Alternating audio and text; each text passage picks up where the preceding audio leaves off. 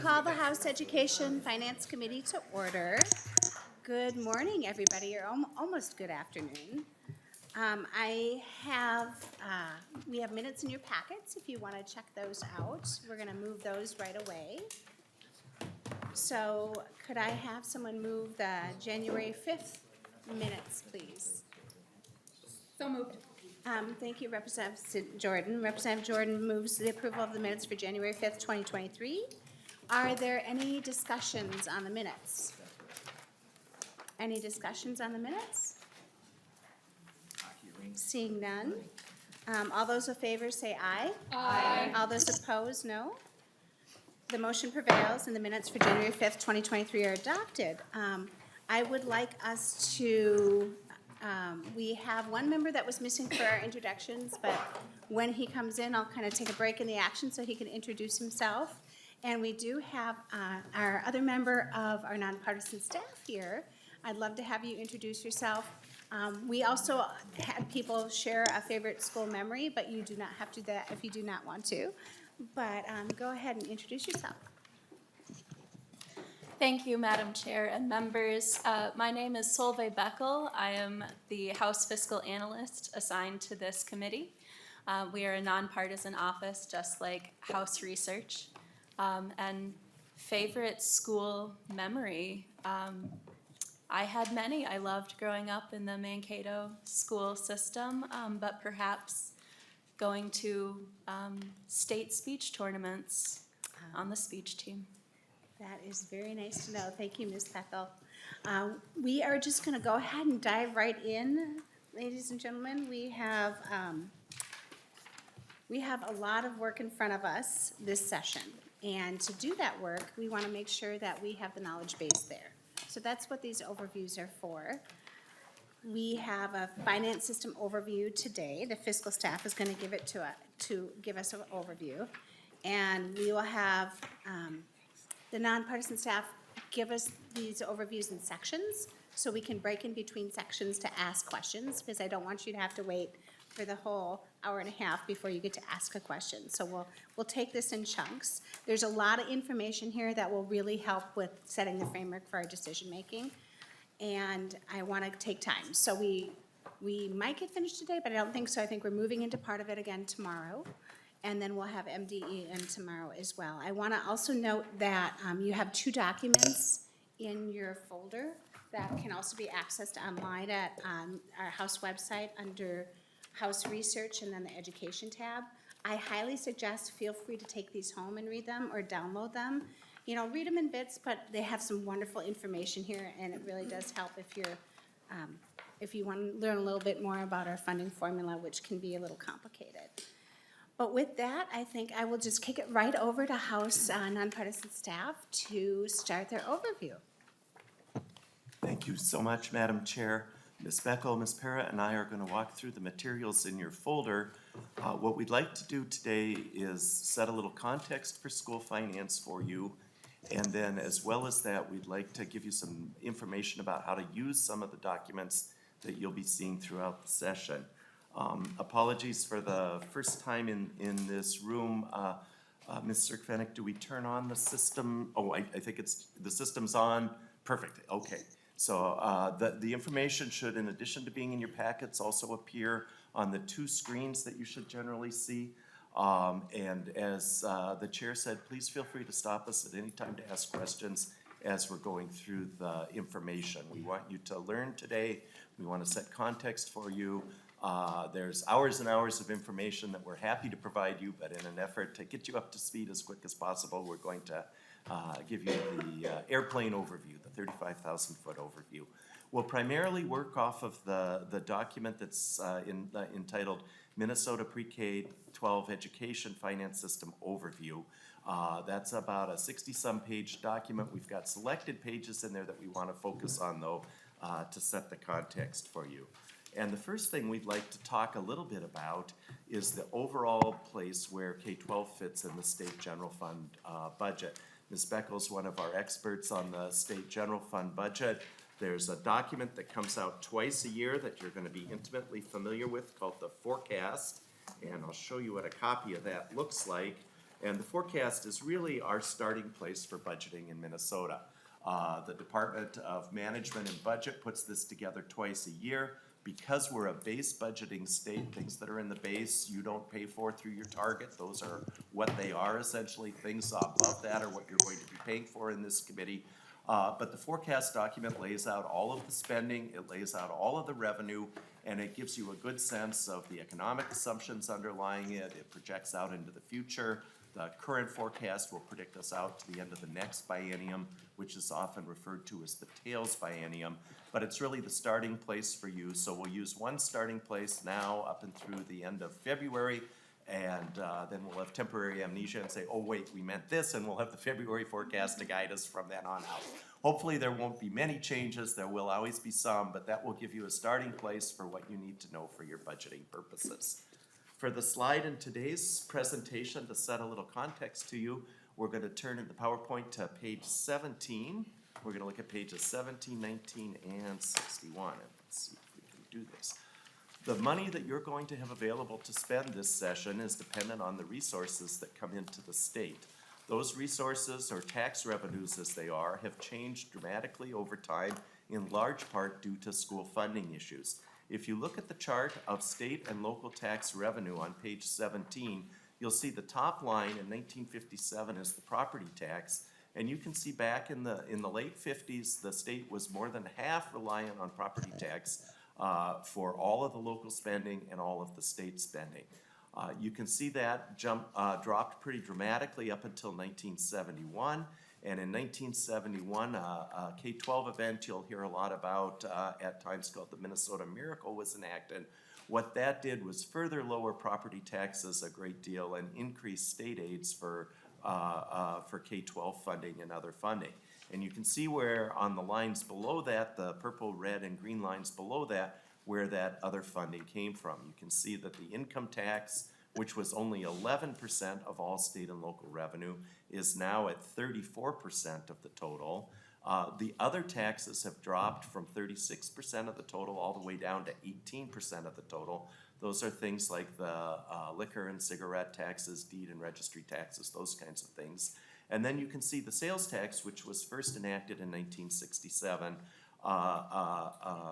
was increased pretty substantially for the time period right before the Minnesota Miracle, increased to a maximum in about 2003 as a percent of total revenue, and has been falling since then.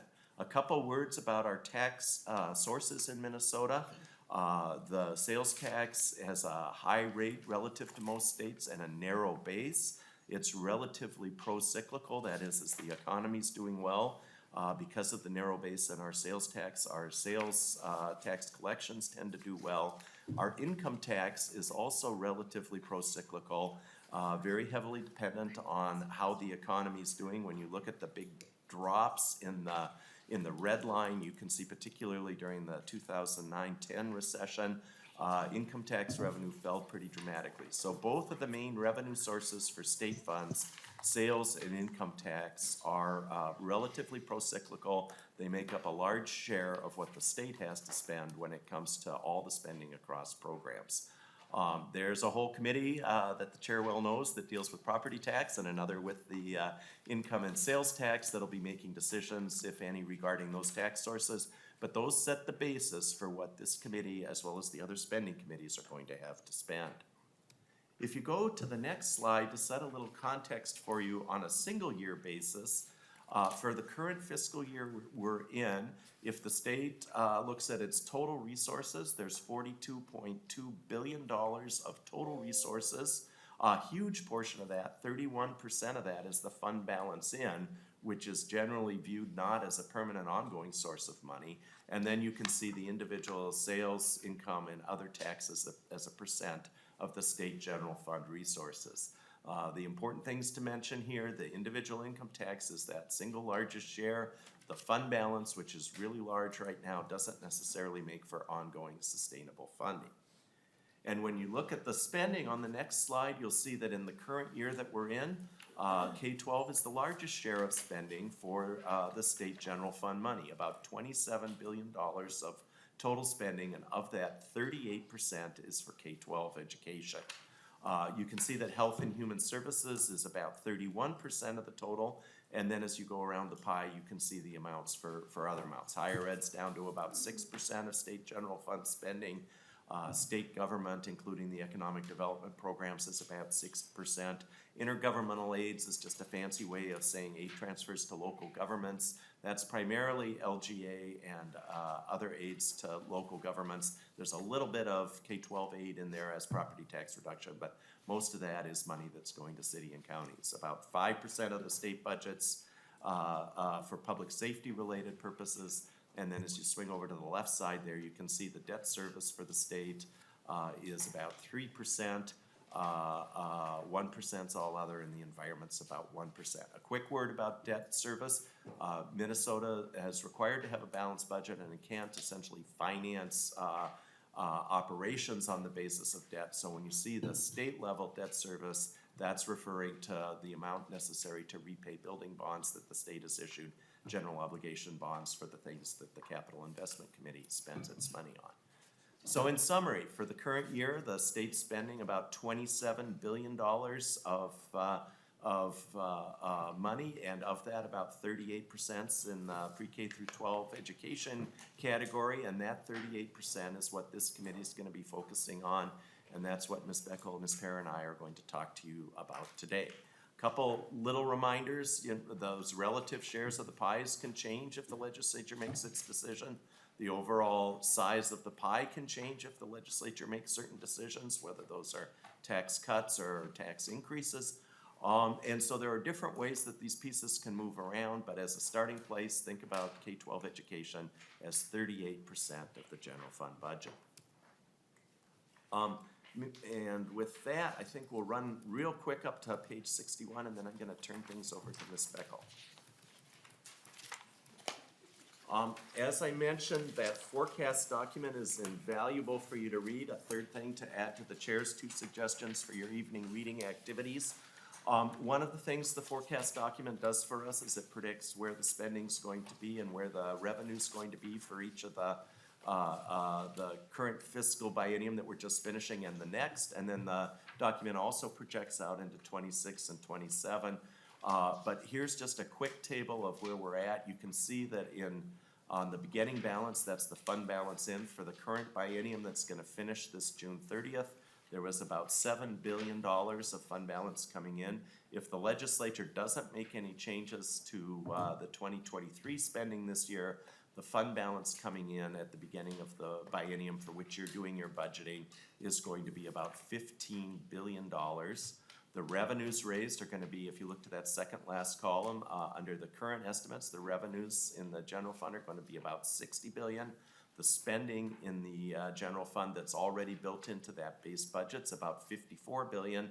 There's a set-aside budget reserve, a cash flow account, and a stadium reserve that thankfully is not this committee's responsibility. And you can see there at the bottom the budgetary balance if no changes were made. So that's really the framework that you're going to be working in terms of this committee's activities. The committee will get a target that the Ways and Means Committee determines in one form or another. That target is going to be an amount over base that this committee can spend. This committee could choose to reallocate base items as well, but that's sort of the general framework for you that we're going to start with today. Thank you, Mr. Strom, and thank you for mentioning the forecast document, which of course there'll be a new one in February. But if you want a brief overview of the forecast, Ways and Means went through a very, very quick one yesterday, so you can always go back and watch that hearing. Ms. Beckel, do you want to go next? Thank you, Madam Chair. And members, I apologize. I am still getting over a cold. My name is Solveig Beckel, House Fiscal. I'm going to go over 2 spreadsheets that are in your folder. The first one, at the top left-hand corner, it says 2023 Legislature, K through 12 Education Finance, 2022 November Forecast, Aid Appropriation Summary. That should be on a letter-sized paper. And then the second one says 2022 Legislature, House Education Finance Committee, Property Tax Levy Tracking. That should be on a legal-sized paper. Going back to the first spreadsheet, So when we're talking about funding education in the state of Minnesota, about 2/3 of that is via state aid. The other 1/3 is via property taxes. This first spreadsheet concerns itself with the state aid portion. The second one that we're going to look at concerns itself with the property taxes. So, some of you are probably very familiar with these spreadsheets, but I am just going to go through and provide an explanation of how these spreadsheets works, so hopefully everyone can understand. The first very important thing, underneath the first lines of titles in the upper left-hand corner, all numbers in thousands. When you're looking at this spreadsheet, you may be tempted to say, oh, consolidation transition aid on line 12 and column E gets $187. No, it gets $187,000. So just keep that in mind as you go through. It's something that we all say incorrectly at some point, myself very much included. Second thing, I'm just going to go over how the columns work. So first column, pretty self-explanatory, those are line numbers. Second column, that is program. Here I'm just giving you a brief description of what you're funding. Moving over to columns A through K, those columns show the actual and estimated spending as approved by the legislature, broken out into 3 different biennia. So A through C show the current biennia that we're in right now. That is going to end June 30th, 2023. So we've only got about 6 months left of that. The columns E through G show the budget planning biennia, so fiscal years 24 through 25. And then columns I through K show the out years or the tails, which are fiscal years 26 through 27. You'll note that all of the columns, with the exception of D and H, say November 22 forecast at the top. That is just me telling you what data I'm using. As Mr. Strom mentioned, Minnesota Management and Budget releases forecasts in November and February of each year. They also release updated numbers at the end of each session, as there are typically changes to the forecast. So I'm just telling you what data I'm using, and the most recent data available is from the November 2022 forecast. Now, columns D and H just show change from the end of session numbers. So let's just take, for example, the general education base amount on line 6, and we'll look at the change from the end of session forecast to the November forecast for the current biennium. We can see that the estimated spending decreased by roughly 201 billion, right? No. Million. Yes. Anyway, it doesn't go the other way. Million. No. And similarly, when we're looking at column H and for that general education base on line 6, we can see that the projections are actually increasing for the planning biennium. It appears to have increased 120 or 121 million. So now I'm going to go down and explain the rows. So on line 3, the formula allowance line, this line is a little bit different than all the others. I've put in parentheses, not in thousands. This line is just showing you the basic formula allowance, and this is the minimum basic financial support that is provided to school districts.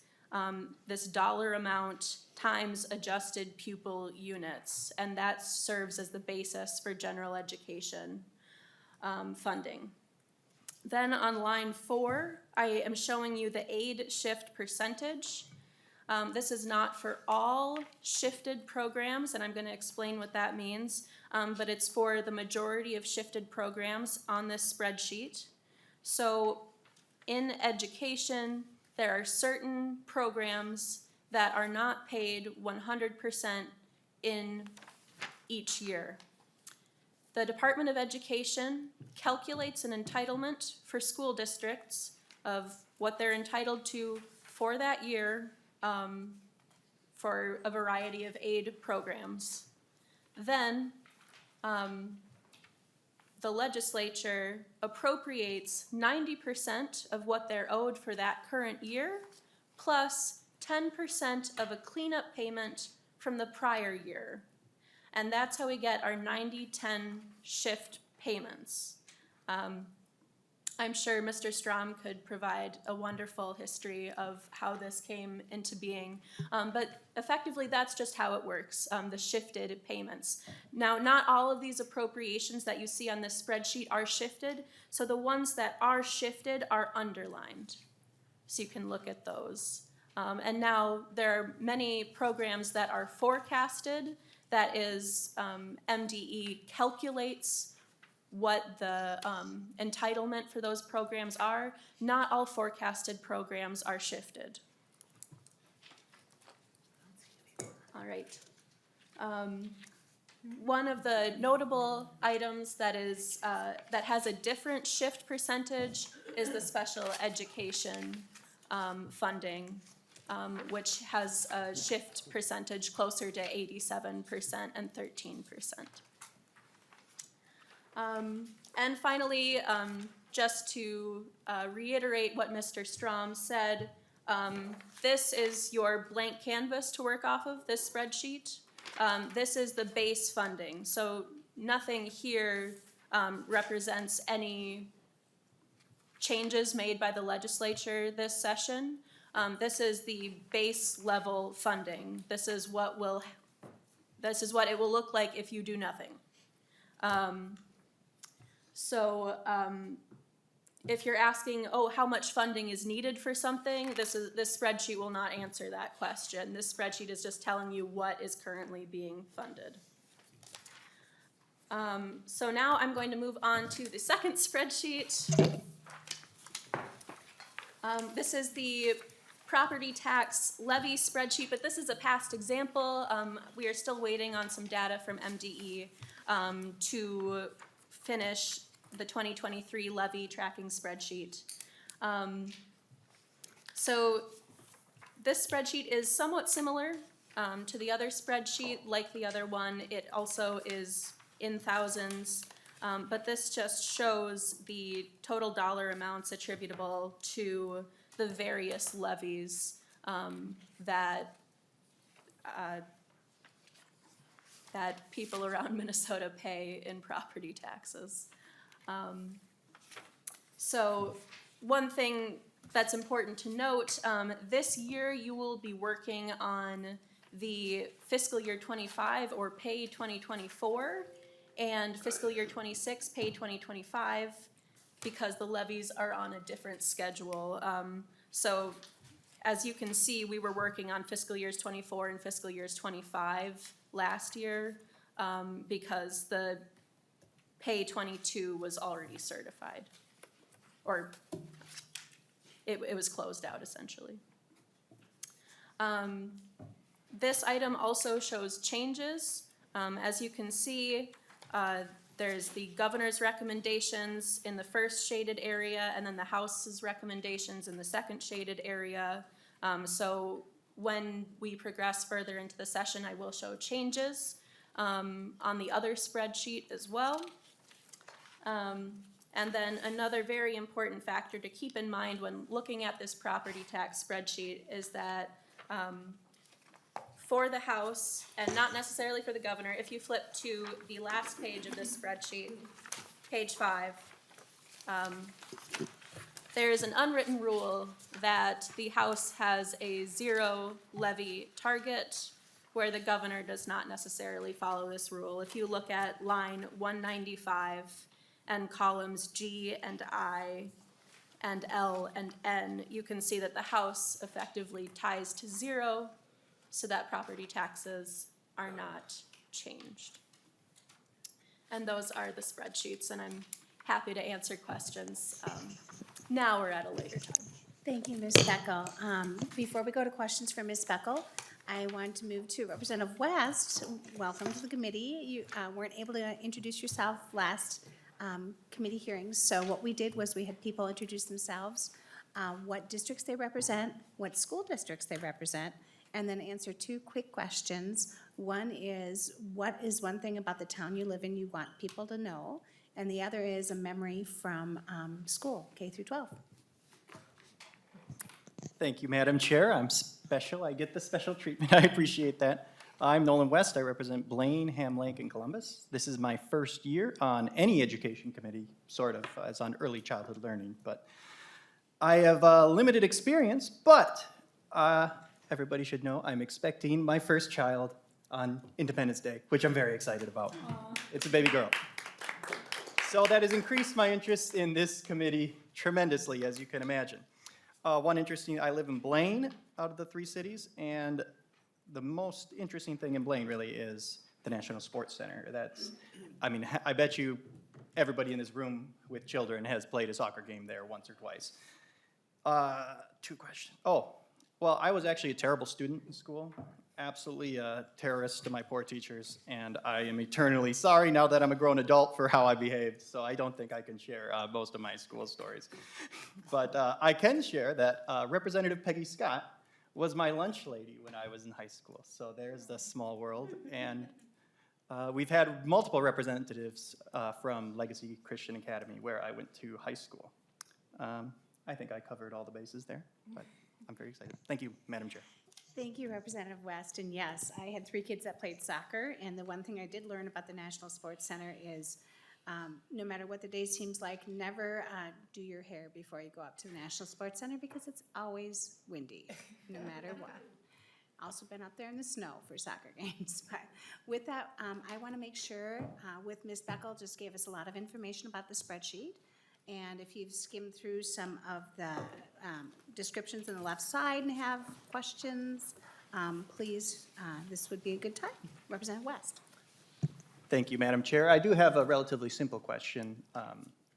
With rapidly rising property taxes, does that increase revenue to schools, or are those like flat numbers that don't increase with increase in value? Mr. Strom, Ms. Beckel, whoever would like to take that. Madam Chair, Representative West, school levies are limited by the legislature with 2 big asterisks, with 2 exceptions. That is, school districts may choose to go to the voters to approve bond issues for building projects, and they may also choose to go to the voters to hold an operating referendum for extra resources. These 2 things mean that school levies increase over time. Many school levies are sensitive to the count of children in the district, so if the number of students in the district is going up, the levies are likely to increase. The 3rd factor involved is many of the school levies are what we call equalized, and we'll touch on that concept in the next couple of days. And an equalized school levy means that a portion of it comes through state aid and a portion through the local levy based on the relative tax base per pupil. So the tax base per pupil in a district can also change, and these things can lead to overall increases or decreases in property taxes. Ms. Beckel can show you on the bottom line of the spreadsheet what the totals have been for the local levies, and you can see that those have been increasing over time. Those are the result both of those local elections that I talked about and also where the legislature set these levy limit formulas. So Ms. Beckel, if you'd like to talk a little about the increases over time on your bottom line on the levy.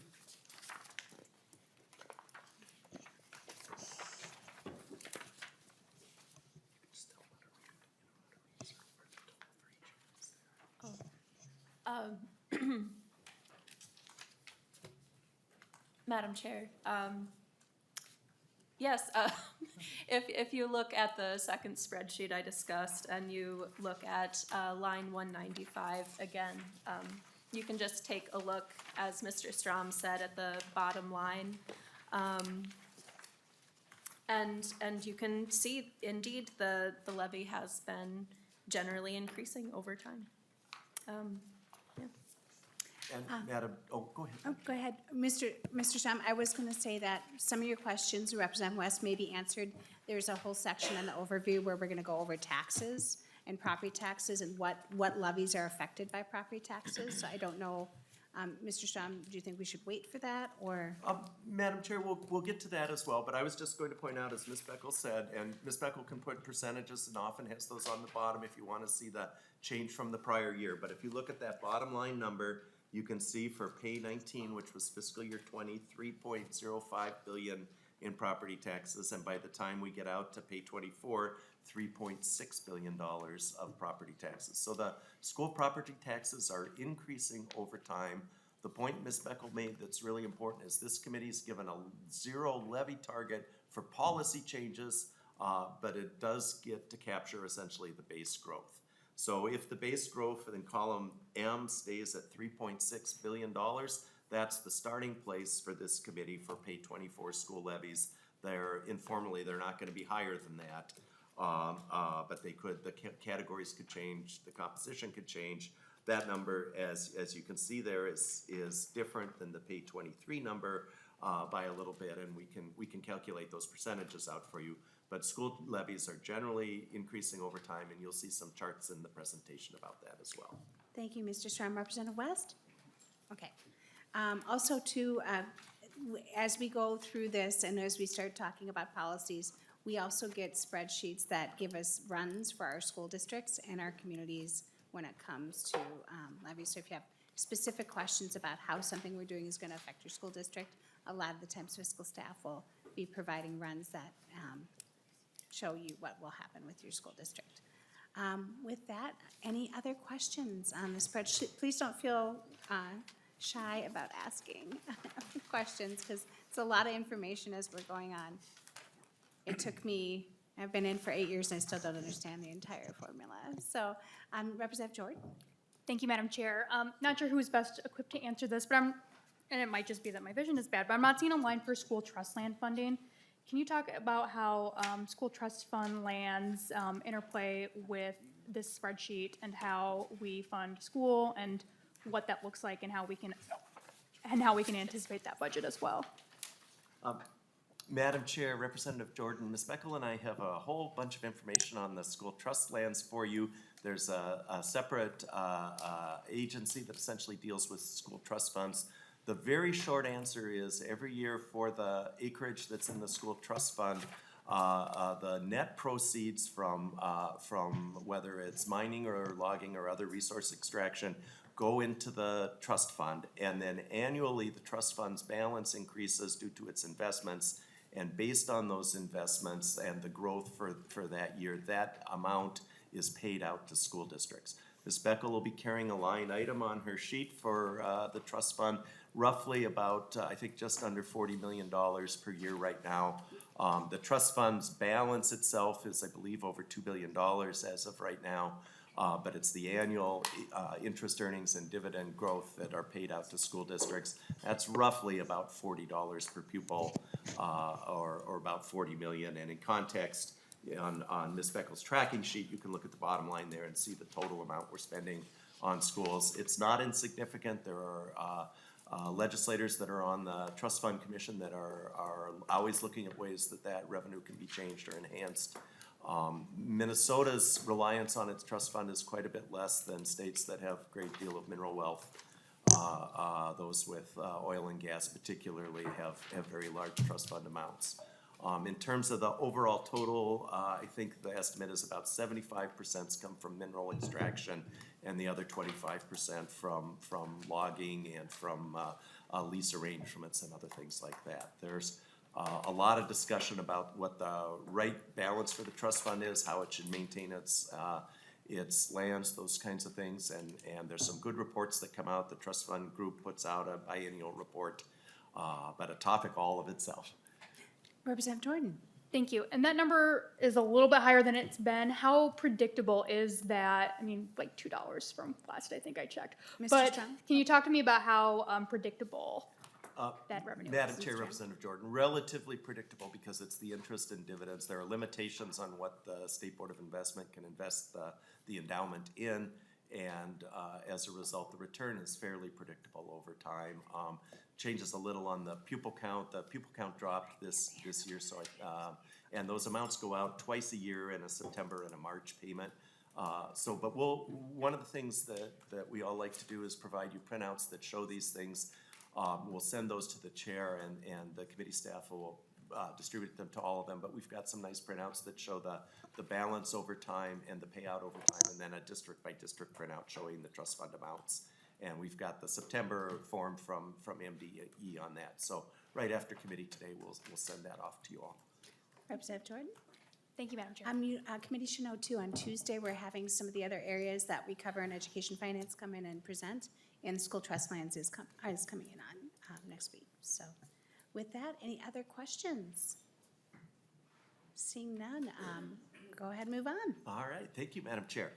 So Ms. Beckel's spreadsheets, the tracking sheets are invaluable to you because they're always gonna tell you the baseline amounts. As we know the governor's budget, they'll be able to show the governor's comparison to the current amount, and they'll be able to show the House's amounts compared to the current baseline amounts as well. So you can go back and forth, toggle between the appropriation spreadsheet, and the next couple of things we're gonna look at are the major components of the school finance system. Remember that about 38% of that state general fund budget's for schools. When you add that state aid to the local property taxes and federal funds, the chart on page 31 shows that for the current school year, we're estimating the total revenue for our schools is about $15.6 billion. And you'll see on the right-hand side, about half of that's general education revenue. That's more than half of the total school funding. That's where this committee is gonna devote probably the majority of its time to analyzing that formula, how that formula is changing, how the components of that formula work. You can tie back to Ms. Beckel's spreadsheet to look at what the total general education aid is. And then as you can see, the second biggest chunk is the school facilities. We'll talk just briefly about that today, but essentially those are mainly paid for by local bond issues. Those are property tax based, and Ms. Beckel's property tax tracking sheet shows you the amount of bond repayments each year. And then you can see the third largest share is for special education funding. About 11% of school district revenue for the current year is for special education. That's primarily state funding. There's some federal funding there as well. That 11% of funding compares about to 20% of the average district spending of its budget on special education. And we'll talk about that difference as well. You can see federal funds, now that we're outside of the primary COVID years, the federal funds have dropped down to about their usual role, which is between 5 and 6% of overall school funding in Minnesota. The operating referendum that we talked about with Representative West, the voter approved additional operating money is about 6.5% of school districts' total budgets. There's another category called local optional revenue that's about 2.6%. And then at the top, you can see fees and sales is about 4.2%. Important to note when you see that fees number for school districts, that includes things like the fees for athletics and program participation. It also includes the sales for school meals. So when we talk about the portion of that budget there, that's fees and sales, that's gonna include the parent-paid portion of school lunch fees. So Madam Chair, members, when we look at the components of school finance, $15.6 billion, these are the major categories, and you can see from these categories that general education, special ed, and facilities are the primary ones, and those tend to be where this committee devotes its time. General education is that 50% of the total. There's 13 components to general education revenue. Both Ms. Beckles and my guidebook explain those in detail and how those work. And when you look at a pie chart of those, you can see that about $9 billion this year is gonna be general education revenue, and 71% of that's in basic revenue, and then you can see all the other 13 categories here making up smaller amounts of this. We track this in a number of ways, but the primary way that you'll see general education revenue and changes to general education revenue is on a district-by-district spreadsheet. So if the committee members are ready, we'll switch to explaining how to use a district-by-district spreadsheet. And that's in your packet as a 8.5 by 11, 18-page spreadsheet, oriented landscape style. And unlike the tracking spreadsheets, which are generally gonna be showing in thousands of dollars, almost always, in order, for two reasons, to fit things on a page, to fit the columns on the page, almost always, when you see a spreadsheet, that's a district-by-district listing from Ms. Beckel or myself, you're gonna see a pupil unit column at the beginning, and then the amounts per pupil. So unlike tracking worksheets, think thousands of dollars. On printouts, always be thinking per pupil. Occasionally, you'll see something that's not per pupil, but generally speaking, you're gonna be seeing dollars per pupil. A couple things to point out about spreadsheets, we can compare and contrast and sort them any way you want. So don't be shy if a printout's not working for you in a particular format, let us know. We can simplify columns so that they're easier to see. One thing that I think this committee is generally a little younger than it used to be, but my eyes are getting old. I often have trouble with smaller print. If any of you need the print larger and you're not looking at an online document, let us know. We'll put fewer columns on. We'll make the print bigger. So just let us know on these kinds of things. When we look at a district-by-district printout, you'll see that the districts are listed in numerical order, which seems kind of crazy. There's 330 school districts and about 180 charter school districts in Minnesota. But numerical order actually makes some sense because the initial ordering of school districts was by county by number. So for example, Hennepin County is the 27th county. So nearly all the Hennepin County school districts start with 270, 271 for Bloomington up through 280. So if we sort districts numerically, it puts districts that are by each other geographically next to each other. Ramsey County is the 62nd county. So if you look in the 600, 621 to 625 are the Ramsey County districts. Again though, the computer makes life easy. We can sort alphabetically, we can sort however you like. But the reason we show districts numerically is because it clusters them by county, which often put neighboring districts by each other, and for your legislative districts, often group them together on the pages. We do have a couple of oddball districts that are always gonna trip us up in the data world. Minnesota has about 330 school districts. 2 are special school districts, which generally act just like independent school districts. Those are Minneapolis and South St. Paul. There's some old special laws that govern them as well, and they kept the designation special districts. Minneapolis is special district number 1. Aiken School District is independent school district number 1. So we often have 2 district number 1s on our printout. I always try to give a fractional share to Minneapolis as well so that they sort in the order that people normally see them in.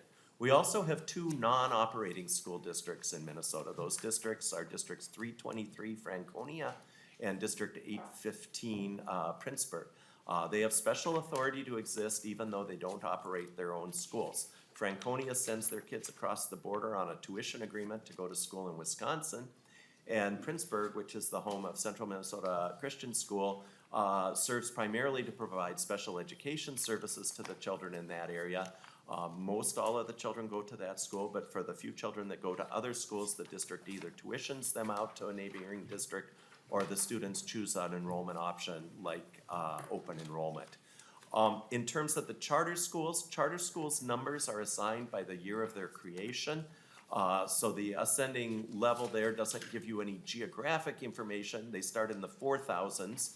But it does give you, if you know relatively how old the charter school is, it'll let you see where it is. Again, we can sort the charter schools by location or by alphabet or whatever makes sense for you all to see. We try to summarize data at the top of each printout. Often we'll do that in what we call strata. So we'll group school districts together just to give you a general feel of how a formula might look a particular way. Under our current strategy, strata, you're seeing 7 of the 9 that we use. In that first column there for adjusted pupil units, which is our count of students that we fund on, you can see the state total is 936,143 pupil units. And then you can see how much are in each of those strata that are showing. And then you can see the pupil units for each district listed in numeric order below that. So for example, out of those 936,000 students, 73,000 are estimated to be in charter schools, regions that we call 6 of the greater Minnesota strata region. About 94,000 of Minnesota's kids are in school districts that serve less than 1,000 kids. And you can look up and down the list and see that. If you look down to district number 11, that's the state's largest school district. Representative West and maybe others here represent parts of the Anoka School District. They have 41,653 pupil units for this year. That's the largest district in the state. You can see Minneapolis toward the top of the list has about 29,000. And as you look up and down the list, you can see the pupil units for all of the other districts in the state as well. We generally, for this overview, we're trying to keep things pretty focused. There's information in your PowerPoint presentation about how we calculate pupil units. And we're happy to provide you more detail on that. For most purposes, we'll use this definition, adjusted pupil units, as the measure that we use. That's really a full-time equivalent count of students, where secondary students count as an additional 20%. That's the primary count you'll see on printouts. You may sometimes also see an average daily membership, which is just an FTE student count. They're both good counts to use. They serve different purposes, but since you fund on the basis of adjusted pupil units, most of the printouts you're gonna see are gonna show them on that basis. Thank you, Mr. Strom. I think, are we still on the spreadsheet, or should we Yes, pause yes. for questions? But Yeah. we can, please stop at Madam Chair at any time if there are questions, and I thought we'd work across the spreadsheet just to show what some of those other categories are, and again, with a few reminders, and I know Perfect. we're short on time, so. No, I think working across the spreadsheet is great, and then we'll take questions. And I just have to interject that the knowledge base Mr. Strom has also turns into party tricks when you ask him which district number is, because he almost has all of them memorized, or knows where they are on the spreadsheet. So go forward, Mr. Strom. Thank you, Madam Chair. So what's listed to the right now are these amounts per pupil, and you can see in the pie chart on page 33 there that's up on the screen, that basic per pupil formula is the biggest share at 71% of general education revenue. And as you look up and down the spreadsheet in that column of basic revenue per pupil, each and every district gets $6,863 per pupil. So that's the one place that the legislature has said, let's make a certain amount available regardless where the kids are, regardless what the kid characteristics or the district characteristics are. Let's make that the uniform amount. And that amount's often called the formula allowance or the basic formula allowance. That amount's at the top of Ms. Beckel's spreadsheet. When you talk about increases in school funding at the rate of inflation, or 2% per year or 5% per year, or whatever number it is, usually people are talking about an increase in that basic per pupil allowance. One little rule of thumb to throw in here, we use a lot of shortcuts to estimate things, to guesstimate things in the school finance world. You can see there's just under 950,000 pupil units. That's about 1 million pupil units. So as a rough rule of thumb, if you add $1 to the formula allowance, that would go up by just a little less than $1 million. So one rule of thumb we use all the time is if somebody says, well, I want to increase the formula allowance $100, how much does that cost? We'll say, well, about $100 million. So use that 1 to 1 million translator in your heads to get a rough idea. Remember that when you increase funding, you're going to be doing your budgeting on a 2-year basis. So you need to pay twice for it, and if you're gonna increase it by $100 a year, you need to pay twice for that first 100 and once for the second 100. And we'll go through all that again as we get to proposals, but just as a rule of thumb, $1 per pupil translates to about $1 million statewide for the cost. So then that 71% of basic revenue, as I said, is the same up, and you can see at the top for the strata, it's the same for each district, it's the same.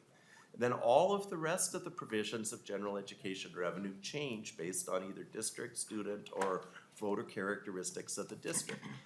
Extended time pupil unit, and all of these are explained in Ms. Beckles and my books for you that you've got. Extended time revenue is for summer school primarily. You can see the average at the top line is $61 per pupil, but that amount varies a great deal from district to district. Some districts have very robust summer programs, others not so much for a variety of reasons. And so you can see how your districts or a group of districts compare to the state average and the strata. Compensatory revenue is an area where this district's gonna spend a lot of time this year. Compensatory revenue is based on the free and reduced lunch count in the district. You can see there at the top, the average is $514 per pupil that a district gets. And as you look up and down the list, you can see that varies pretty dramatically by district. For example, if you scroll down to District 13, which is Columbia Heights, you can see that they have a relatively large amount at $1,400 per pupil. If you were to go toward the bottom of the page, the District St. Clair School District, which is out past Mankato, is about $50 in compensatory revenue. So compensatory revenue is a big source of revenue. Remember our 1 to million translation, that's more than $500 million a year. And you can see that the range is pretty significant, varies a lot by strata and a lot by district. That's based on the count of free and reduced lunch students at each school site. And we'll have separate printouts for compensatory revenue. And on the days you talk about that, you'll see how variations to that formula work. One point to mention here, this past fall, the fall of 2022, the department was able to start counting on the basis of a direct match on medical assistance funding as well as some other things. Compensatory revenue for the next school year, which is based on this past fall's count, is expected to go up in the base by about $200+ million a year. So you're gonna see a very big increase when you look at Ms. Beckel's tracking sheet on the portion for general education and forecast documents and other things. You're gonna see a great big jump between fiscal 23 and 24 because of the additional matching the department was able to do for eligibility. The next, oh, go ahead, please. Representative Jordan, if you mind, can you go through the whole, just the categoricals, and then we'll bounce back to questions? Of course. Thank you. Oh, okay. Thank you, Madam Chair. As we work across the top, you can see there's English learner funding, and again, on the pie charts, you can see the relative share of this. That's about $62 per pupil, varies a lot by district. That's based on the number of students in the district who don't use English as their primary language. Up to 7 years of funding is provided for those students. There tend to be both in the metro area and in greater Minnesota areas, particularly with manufacturing or ag processing facilities. So you'll see those amounts vary a fair amount from district to district. We have a very small formula to help very small school districts. On average, it's about $18 per pupil. You can see in Strata 6 that for those smaller greater Minnesota districts, they're averaging about $165 per pupil in that category. We have another category of revenue for geographically sparse school districts. It's called operating sparsity revenue. You can stay statewide, that's only about $32 per pupil. But as you look up and down the columns there, even on the first page, you can see some districts are getting well over $2,000 in additional money per pupil because they're geographically sparse. Transportation sparsity is also built into the formula. It's about $84 million. Again, there you'll see the variation depending on the geographic location of the school district and the size of the district and its density. Operating capital revenue is for minor maintenance and equipment and facility needs. That averages about $227 per pupil. There's an age index in that formula, but you can see that one's pretty constant across the strata, not too much variation from district to district. We've got a formula called equity revenue that was designed to bring up some of the lower revenue districts. You can see how that formula distributes. It's $115 per pupil. All school districts receive $13 per pupil for gifted and talented programs. Transition, which is really just a polite word for a grant person revenue, averages about $30 per district, but you can see those are wide variations in the transition revenue for school districts. The next column listed is the operating referendum. This is the amount the voters approve in each district. You can see the average is $913 per pupil, but it varies pretty dramatically among the strata. As you look up and down the list, the metro districts rely on the operating referendum much more than other districts, have had much more success in passing them. So you'll see that the majority of the high referendum districts are in the metro area, but as you look through the printout, you'll also see that the very small school districts can have very high referendums as well. Declining pupil units are something we're probably going to talk a fair amount about this year. One of the things the November forecast pointed out is Minnesota reached a turning point in its pupils. The demographer and the Department of Education are predicting a decline out into the future in overall pupils. for the next many years. This is affecting some districts more than others. So you'll see this amount vary by district depending on each district's decline in its pupil count. There's a pension adjustment category of revenue based on the 2018 changes to the state pension law that required a higher employer contribution rate. The state also then provided funding to districts to pay for that higher contribution rate. So that money basically comes into the districts and goes right back out into the TRA funds. And then there's a category of revenue called local optional revenue, which is $724 per pupil, and most districts take full advantage of that. And as you add across the top then, if you add all those categories of revenue, you'll see that the average district in Minnesota receives $9,710 per pupil unit of general education revenue, and that amount varies a great deal by district depending on the district's characteristics, all either due to the voter-approved operating referendum amounts or to the various formulas you've set in statute for general education revenue. So, Madam Chair, that's a quick summary of the general education printout if you'd like to stop for questions there. Thank you, Mr. Strom. I'm going to go to Representative Pryor, Jordan, and then Edelson. Representative Pryor. Thank you, Madam Chair. And just a quick question, I think, which is, this is always so wonderful, so exciting when we see these spreadsheets. So if I wanted to see like a map or the list of the districts on those first lines, when you say Region 1, Region 2, region, where, is that in the books or? Madam Chair, Representative Pryor, we hide the column that shows the strata number just for space on there, but I could unhide that column for you and you'd see which of those are essentially strata by, for the inner and outer ring districts, for example, you can see which is in which. We're happy to share that, with that column expanded for you so you can see which districts they are. Generally speaking, the inner ring districts are the suburban districts that either touch Minneapolis or St. Paul, and the outer ring districts are the remaining districts whose office is in the 7-county metro area.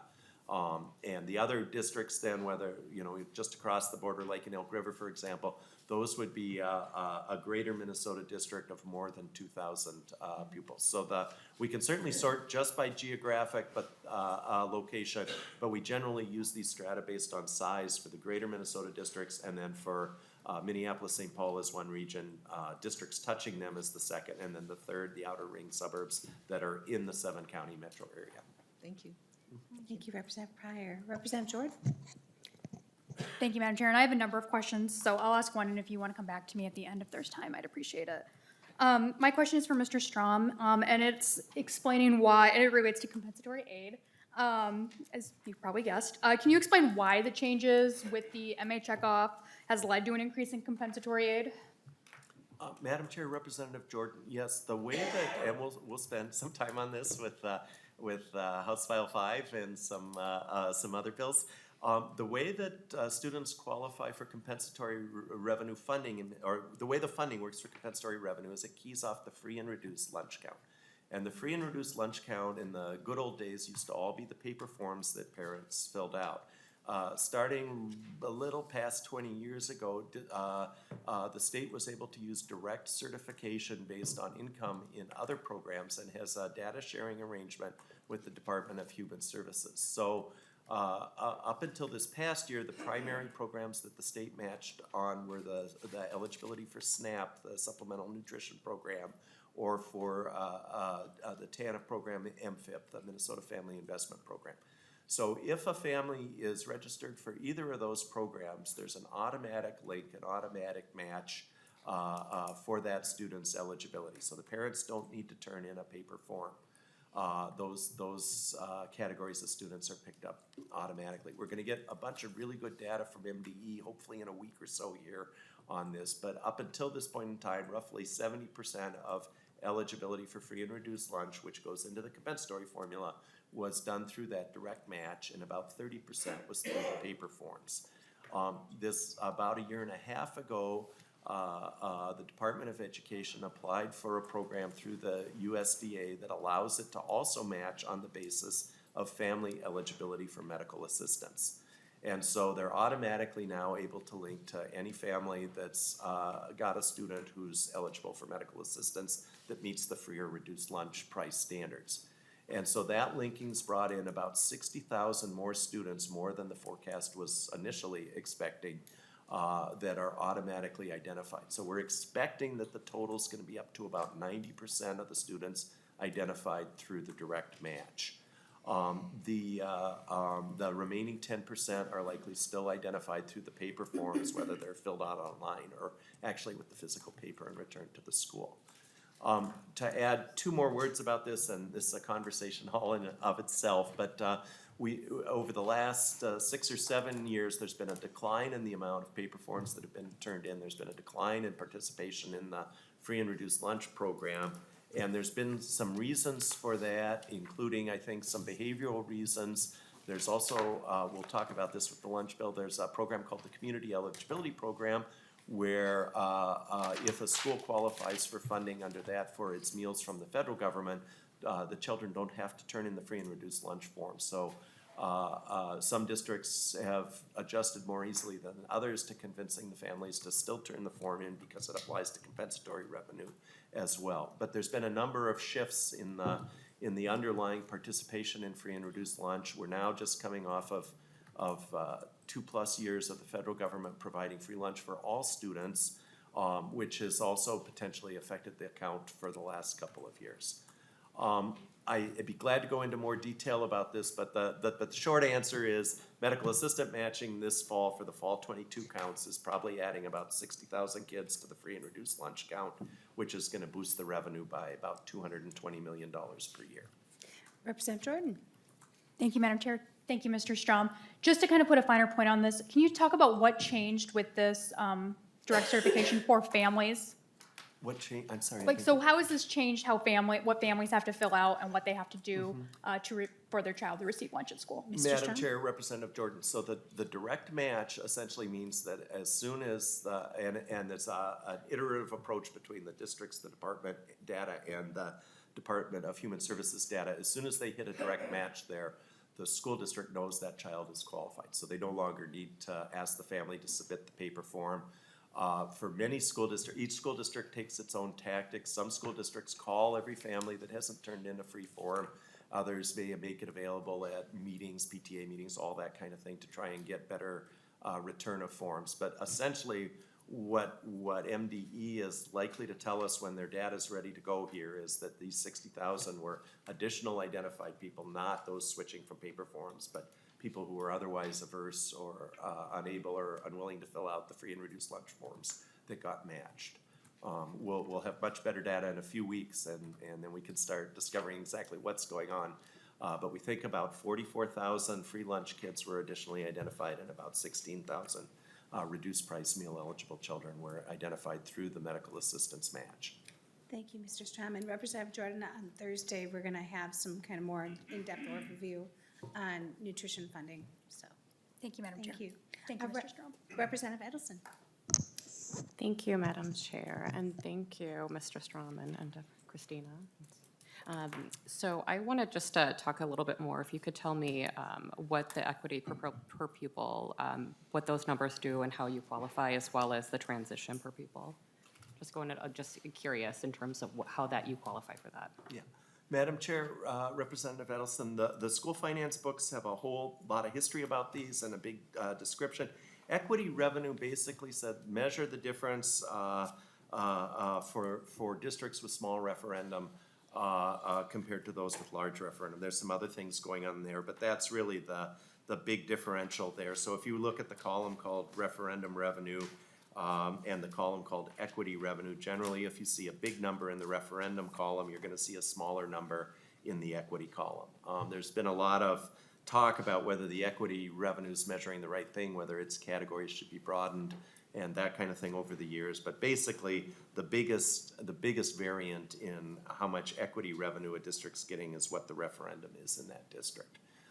In terms of the transition revenue, that picks up all sorts of old formula changes all the way back to prior to me, if you can believe it. So some of those changes come from the early 80s, but they've been carried through in one manner or another. They've been changes for all sorts of programs that were eliminated, things like training and experience revenue, certain transition adjustments for transportation, a couple of pension adjustments from early on. There's been a whole number of things that have gone in that category, and that's where that transition comes from. Often it's pulling those forward. There was a big change. Former Representative Bernardi was very interested in the change in 2003 that added some more revenue to the transition program for some districts and captured some but not others because of the year of that particular data change. But there's probably, if we went back and counted each particular program, there's probably 15 or 20 small changes to the school funding formula that were all wrapped together into that transition revenue. Representative Mendelson? Thank you, Madam Chair. And just one more question. I know that there's a fund called the Literacy Incentive Aid, and I'm not exactly sure when that was passed, but do you know, it's not listed here, how that's distributed throughout the state of Minnesota? Mr. Strong? Madam Chair, Representative Edelson, yes, the printout in front of you is just general education. If you go back and look at that pie chart on page 31, you'll see that there are other categories of revenue besides general education, including the other category. The literacy aid is in that other category. Ms. Beckel can point you to the line on her spreadsheet where that amount is, and we'd be happy to put a district-by-district printout together for you to show that distribution. But maybe Ms. Beckel could direct you all to the statewide total on literacy instead of aid. Ms. Beckel? Yes, if you look at the first spreadsheet on line 36, you should be able to see that there. Representative Mendelson? Thank you, Madam Chair. I'm done. Thank you so much.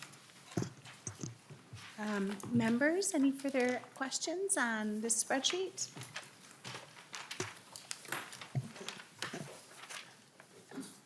Representative Jordan, did you have another one? Yes, thank you, Madam Chair. I have a question as it relates to student mobility. And so if a student is enrolled in one school and then maybe open enrolls into a different district or to a charter school, how does that impact the amount of money that the home district would receive? And then how do special education costs spread between those districts? Mr. Strong? Madam Chair, Representative Jordan, Minnesota switched its system in the early 90s, in part in response to the creation of charter schools, which were first enacted in 1991, to go to essentially a path where the students are counted at the site that they're served. So if a Minneapolis student, for example, were to open enroll into Wayzata or to go to a charter school and enroll there, their count would be reduced by 1 on this printout, and instead they'd show up as a count in that other district. And then the money essentially is generated on the characteristics in that other district. So we refer to the pupil count as resident pupil count that shows the total number of students who attend public school, who reside in a specific school district. And when we use the word adjusted pupil units, that's the pupils who are served in that district. Your district, Minneapolis, for example, has a large number of students who choose charter schools and other options.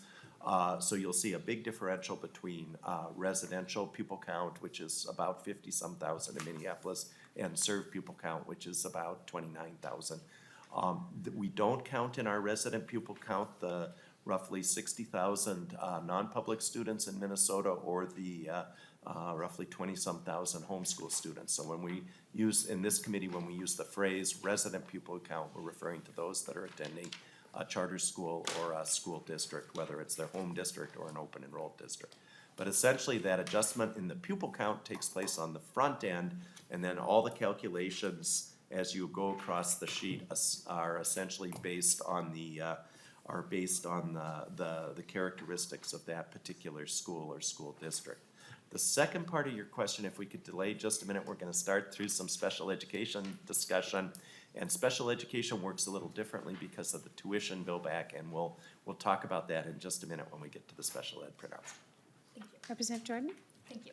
I actually have a quick question too, just two different ones. So, and we'll probably go over this too. If I'm correct, the voter-approved levy does not follow the student, but does the local optional revenue follow the student, or does it stay with the district? Madam Chair, when the voters go to have an operating referendum, The dollar amount that's put on the ballot is based on the adjusted pupil unit. So it's, if Minneapolis is going to the voters to ask for additional referendum, they're gonna base it on that first column there on the 29,939 pupil units. The operating referendum aid actually transfers to the charter school, but the aid is a pretty small portion of it. So if a student enrolls in a charter school, they don't get the levy share of the referendum, but an aid amount, a relatively small in total compared to that $913 per pupil, a small portion of that's referendum aid. That aid portion does move to the charter school, not the levy portion. But in terms of the question that's placed on the ballot, that's based on adjusted pupil units. When we determine the aid levy mix, and this is probably a little more detail than you want to get into, we use the resident count to determine the district's tax base per pupil for the operating referendum. But on the front end, it's based on the adjusted pupil units, and the amount that's transferred to the charters is based on the aid portion only.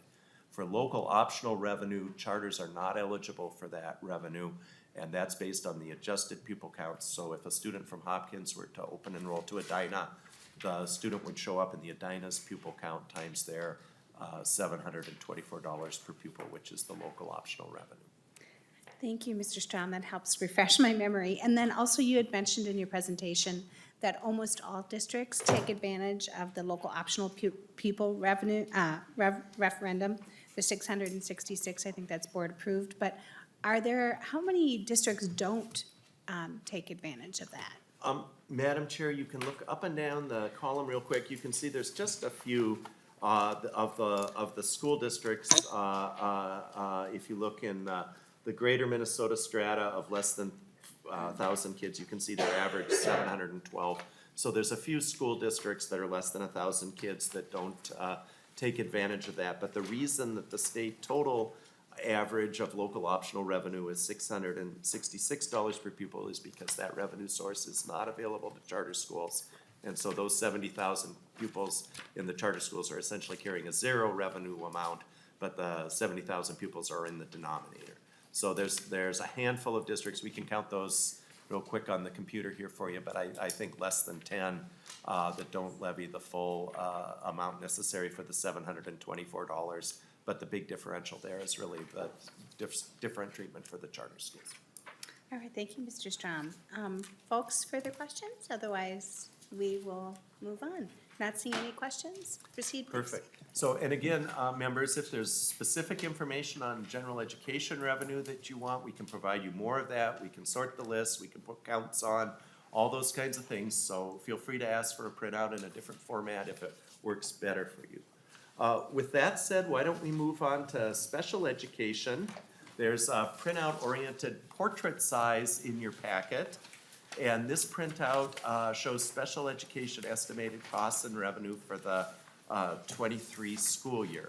Let me say a few words about special education first before we get to the printout from the PowerPoint presentation.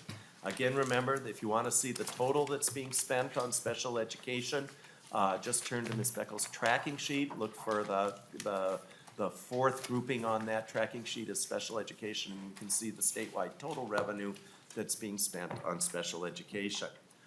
Special education is a mix of state and federal funding, though the vast majority is provided through state aid. It's a program that's not fully funded for a number of reasons that we can talk about when we talk more in depth about special education. What's not funded, districts must cover with their other general fund money.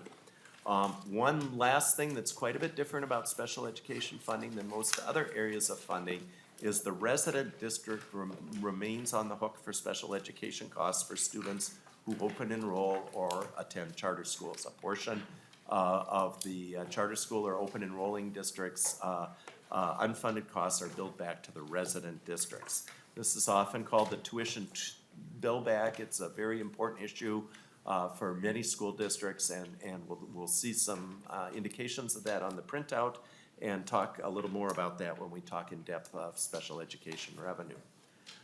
When we look at the statewide totals, if we add together the total costs that are expected, federal, state, all costs, for this year, the department's estimating about $2.8 billion of that total school budget in Minnesota is going to be for special education purposes.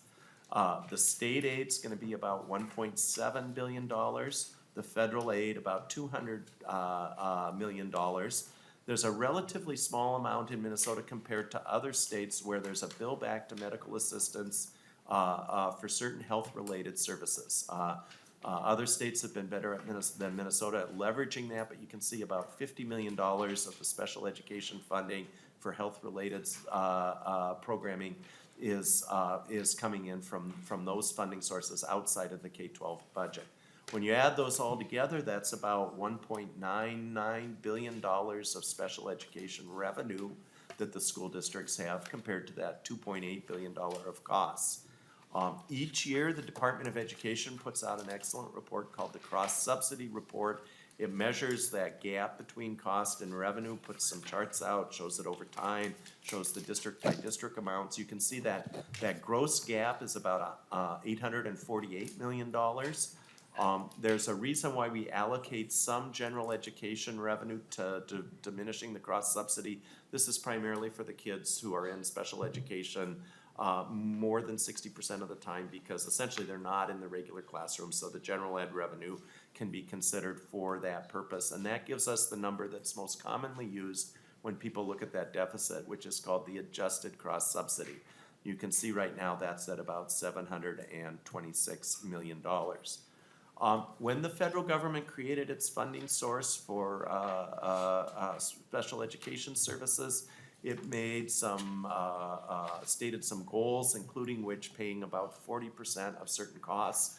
The 40% number is a calculation that MDE has a basis for making. It's sort of based on twice the average pupil costs nationwide, so it's not really a cost just based on special education. MDE's been consistent in that terminology for the last 15 or 20 years, however long the cross-subsidy report has been done. You can see if you were to divide that cross-subsidy into two portions, that federal shortfall, if they were to be at that 40% level, would be about $660 million, and the state shortfall, if it could be considered that, would be about $66 million. So those two added together equal that adjusted cross-subsidy of $726 million. You're gonna hear a lot about special ed funding this year, as we have every year, but those are sort of the broad context numbers for you.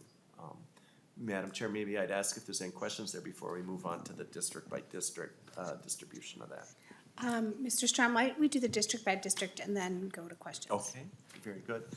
Committee members, the next chart on page 36 shows how that special education aid has grown over time, including adjusted for inflation. So it's important to keep in mind when this committee is talking about special education funding, that 20 years ago or thereabouts, that was added about $1,100 per average daily membership student.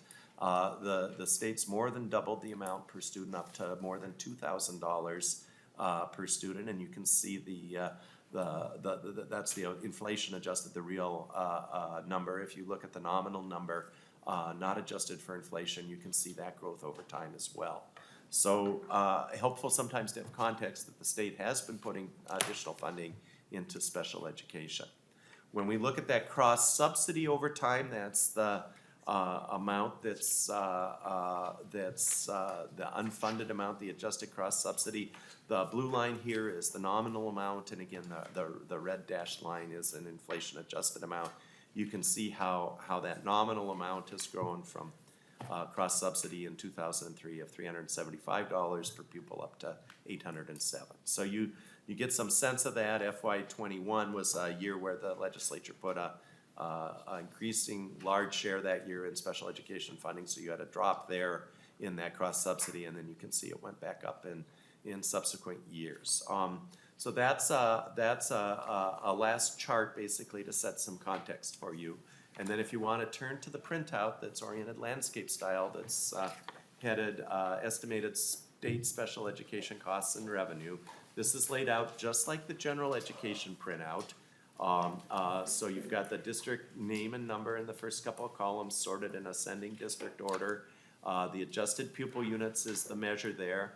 And then the estimated costs, and this is still a wild guess because it's the year underway, is shown at the top there. And the estimated state special education aid of 1.8 million is shown next to that. And then you can see the adjusted cross-subsidy differential of $811 million. And then as you look across to those next three columns, you'll see those same amounts per pupil to give you some context to how those vary by district. Representative Jordan asked about the issue of the tuition billbacks. So what happens with special education funding? The state has a front-end formula that's relatively too complicated for my liking, but is the series of a number of compromises that basically pays roughly 60% of a school district's special education costs. It ranges a little bit on either side of that depending on some district characteristics, but it's primarily a cost-based formula. Then after that state formula, there's a cross-subsidy calculation, and about 6.43% of the remaining cross-subsidy is currently covered by the state law. After that, the amount that remains is essentially the district's unreimbursed costs. For a student who open enrolls, or for a student who attends a charter school, the school district or charter school bills back a portion of that unfunded cost, the tuition bill back, to the resident district. So for example, for the Minneapolis students who attend charter schools, the charter school bills 90% of the costs back. 80 percentage points of that 90 are billed back to the school district of residence of the child, and 10 percentage points are billed back to the state.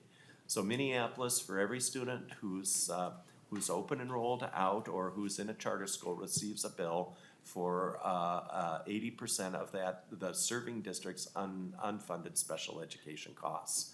Those go into their books. The transfer is essentially done automatically, but we still refer to it by the old terminology as the tuition bill back. It's not literally a bill any longer like it used to be. It's an end calculation to the special ed aid amount that the district gets. But those unfunded amounts can vary a great deal by district. There are some districts, because their regional centers or otherwise can have very different population setups, and those billbacks can be pretty significant. We have the billbacks separated out. I could give you a separate printout with that on it. I think the Minneapolis bill back from from the school districts, the charter schools and other districts, is more than $30 million for the current year. It's a very considerable sum of money. Some of it may wash out between districts. Maybe 100 kids from Hopkins attend school in St. Louis Park and vice versa. Their billbacks may turn out to be the same, but some districts, even if they're similar in size, may have very different billback procedures and billback amounts. So the tuition adjustment among districts is a major sticking point in our current special education funding formula. Thank you. Before we go to quick questions, I just wanted a refresher in my head. The IDEA Act, was that 1970 something? I want to say 73, Madam Chair, but my margin of error has been more like a decade than a year or two, but I think it's about 1973. Yeah. We'll send a note to the whole committee on that for you. I just want to point that out for folks, because the 40% that the federal government said, yeah, we know it's going to cost you more, was set back then, and we have yet to, I think, break 17%. So I know folks are like, let's go back to the feds to get that money, which I am all for our federal legislators trying to do that. But the bottom line is this has been an issue for almost 5 decades. So just wanted to throw that out there. But let's go to questions. Representative Bennett.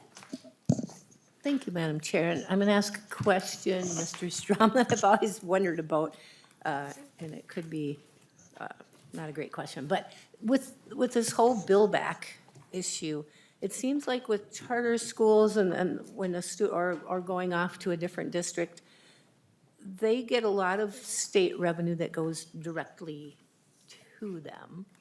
Why don't they get the special ed portion? Why doesn't that go directly to them, of the state portion?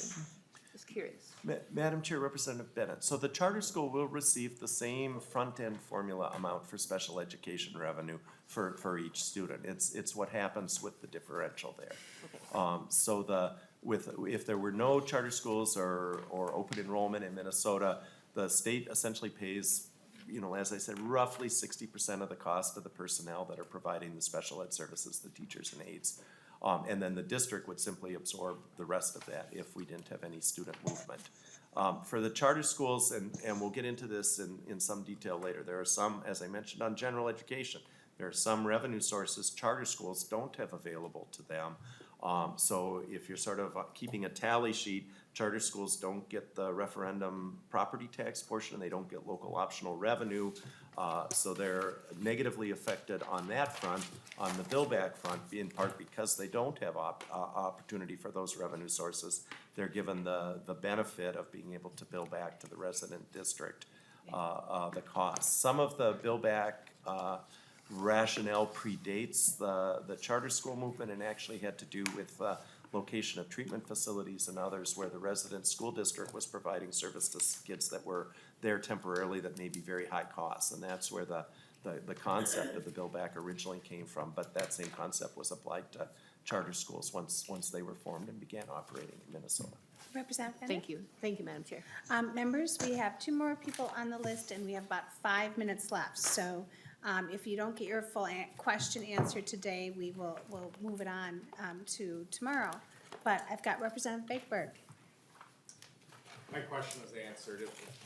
My question was answered. It was just about where that funding gap is originally coming from. And the Individuals with Disabilities Act was amended in 2004 is the most recent amendment to that act. Thank you, Representative Bakeberg. Another data point to stick in my head. Representative Jordan. Thank you, Madam Chair. And thank you, Mr. Strom, for answering all my questions. Just to put a finer point on this, to one of my earlier questions, what funding would the resident district receive for the students whose special ed costs are billed back to them? Madam Chair, Representative Jordan, if you look, I'd be glad to put all sorts of different lists together for folks. One list that on a visual observation that's pretty close. If you look at high referendum districts, often those are districts with very high special education costs. So for example, a district like Minneapolis, if you look at the shortfall in its tuition bill back and the size of its voter approved referendum, they can be somewhat similar. So for most districts, I'd say the safety valve for the unreimbursed special education costs is gonna come from a voter approved operating levy. Thank you, Representative Jordan. So to be clear, that would, thank you, Madam Chair, sorry. Thank you. Members, I think we're going to move the rest of the overview to tomorrow. And I want to remind you, you're more than welcome to take home these 2 bigger reports. They're really informational.